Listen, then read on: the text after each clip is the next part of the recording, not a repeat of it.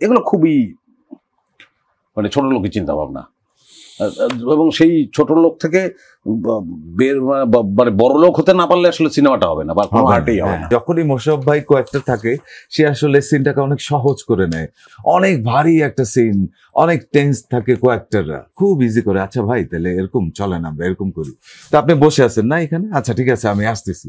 শোন ভাই, এই কাজটা ফুটিয়ে তোলার ক্ষেত্রে আমরা যদি হাওয়া থেকে শুরু করি, আপনার প্রত্যেকটা কাজ আসলে নানানভাবে আলোচনায়, এবং এরপর থেকে আপনি এর আগেও অনেক কাজ করেছেন বাই দ্য ওয়ে, কিন্তু এরপর থেকে দারুণ একটা জনপ্রিয়তা আছে আপনার কাজের মধ্যে, আপনার ডেলিভারি, আপনার থ্রোয়িং এবং যেই অভিনয়টা আপনি দিন শেষে আমাদের জন্য করেন, দর্শকদের জন্য করেন, সেটির মধ্যে আলাদা একটা মজা আছে। এবং এবারের কাজটাও, চরিত্রটাও যদি আপনি একটু নেতিবাচক চরিত্রে, তারপরেও আপনি তার মধ্যে নিজেকে ফুটিয়ে তুলেছেন।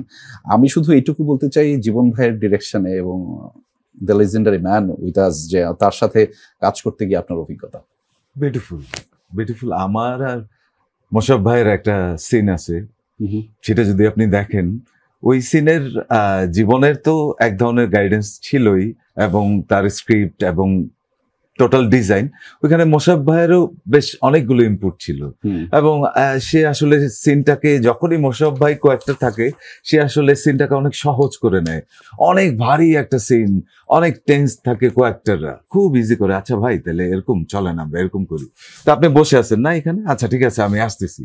তো এই যে ইজি করে নেয়া কাজটা, খুব প্রেশার না নিয়ে উপভোগ করা, এই যে সে অ্যাক্টিংটা র্যালিশ করে, সে যে আসলে টেম্পোতেও এটা আসলে আরাম করে তার এই কাজটাকে উপভোগ করবে এবং সে করে যেতে পারবে, এই শক্তি তখনই হবে যখন আপনি মানে ভেতর থেকে একটা সৎ মানুষ হবেন এবং কাজটার প্রতি আপনার ভালোবাসা থাকবে, এবং আপনার হোল ইন্ডাস্ট্রির প্রতি আপনার একটা কমিটমেন্ট এবং আপনার ভিশনটা খুব সুন্দর থাকবে। এবং গ্লোবালি আপনি যে বলছিলেন আসার পর থেকে যে বাংলা ফিল্ম ইন্ডাস্ট্রি বা আমাদের এই কন্টেন্টকে আমরা যদি আসলে বিশ্ব দরবারে নিয়ে যেতে চাই, তো এই ধরনের মানুষের সংখ্যা আরো বাড়াতে হবে, এবং এই সংখ্যার মানুষগুলোই একদিন আমি নিশ্চয়ই আশা করতে পারি যে আমাদের দেশের পতাকা হাতে বিশ্ব দরবারে মিডিয়া ইন্ডাস্ট্রি আমরা খুব জোর গলায় বলতে পারবো যে আমরা বাংলাদেশ থেকে এসেছি।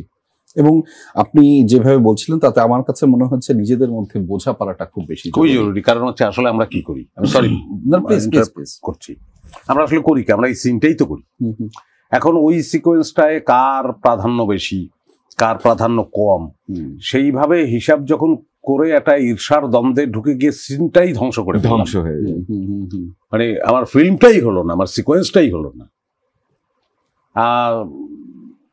রিঅ্যাক্টিভ হওয়া খুব, তারিক ভাই, তারিক নামের কথা বলছি, আমার গুরু, উনি এটা খুব শেখাতেন যে কখনোই রিজেক্ট করবা না, তোমার অ্যাক্টর কি দিচ্ছে তোমাকে, রিসিভ করো। আচ্ছা, যত বেশি রিসিভ করতে পারবা তত বেশি তুমি অ্যাক্টর হিসেবে সমৃদ্ধ হবা। তো ওই রকম ওই সিকোয়েন্সটা, আর সুমন ভাই যদিও ডিরেক্টর, কিন্তু তার ব্যাকগ্রাউন্ড বা আগের থেকে মূলত সে অভিনেতা, এই গুণগুলো তো আছে, অভিনয় কম করছে সেটা ভিন্ন কথা। এবং আমি খুব হ্যাপি যে আমরা ওই জায়গাগুলো দানা বাঁধানোর ক্ষেত্রে একজন আরেকজন, মানে ওটা মাথায় ছিল না যে এটা করলে তার মধ্যে অভিনয়টা আমার চেয়ে মানে এই যে ভালো করলো চিন্তা ভাবনা, তার অভিনয়টা আমার চেয়ে খুবই বেশি ভালো হয়ে গেল, আমার চেয়ে কম হলো, মানে এইগুলোর মধ্য দিয়ে তো আসলে হবে না, হওয়া উচিতও না। আর এই চর্চা কোথাও নাই সেটা বলছি না, কিন্তু এগুলো খুবই মানে ছোট লোকের চিন্তা ভাবনা, এবং সেই ছোট লোক থেকে বের মানে বড় লোক হতে না পারলে আসলে সিনেমাটা হবে না বা কোনো আর্টেই হবে না।